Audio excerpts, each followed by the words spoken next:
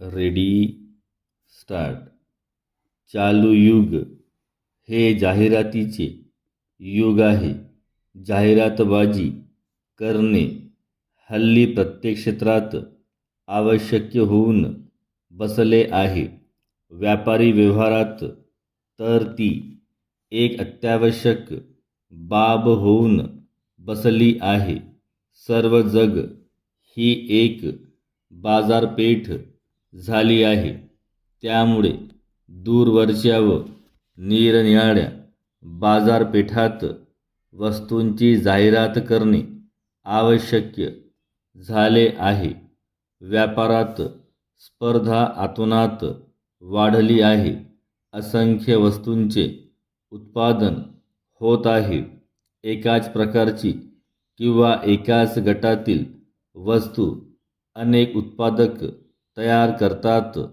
त्यामुळे प्रत्येक उत्पादकाला आपल्या वस्तूची जाहिरात करून ग्राहक वर्ग आपल्याकडे खेचून घ्यावा असे वाटते. जुन्या काळात वस्तूंच्या जाहिरातीचा अभाव होता.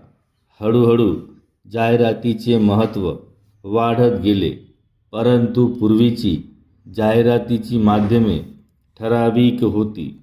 ती म्हणजे कर्णा लावून वस्तूचे नाव उच्चारणे किंवा सांगणे. जत्रेच्या ठिकाणी वस्तूंची जाहिरात करणे. भिंतीवर किंवा फलकांवर वस्तूचे नाव चित्रित करणे इत्यादी. परिच्छेद. आता आधुनिक काळात जाहिरातीचे अनेक नव्याने निर्माण झाले आहेत. पूर्वी जाहिरातीवर अल्प खर्च केला जात असे. त्या जाहिराती साध्या, सरळ व सोप्या भाषेत असत. आज जाहिराती अत्यंत आकर्षक झाल्या असून त्यात कल्पकतेला व बुद्धिमत्तेला बराच वाव आहे. चांगली जाहिरात करणे हे बुद्धिमंतांचे काम मानले जात आहे. साधारणपणे पहिल्या महायुद्धापर्यंतच्या काळात वृत्तपत्रे, मासिके एवढेच जाहिरातीचे लोकप्रिय माध्यम होते.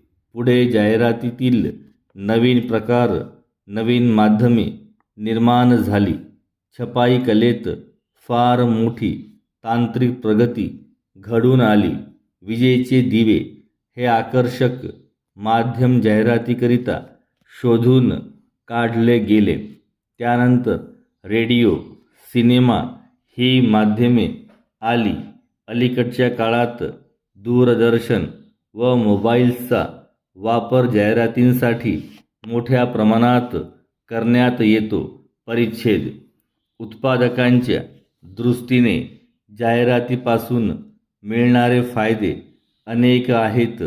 जाहिरातीमुळे वस्तूची मागणी वाढते. मागणी वाढल्यामुळे उत्पादन वाढते.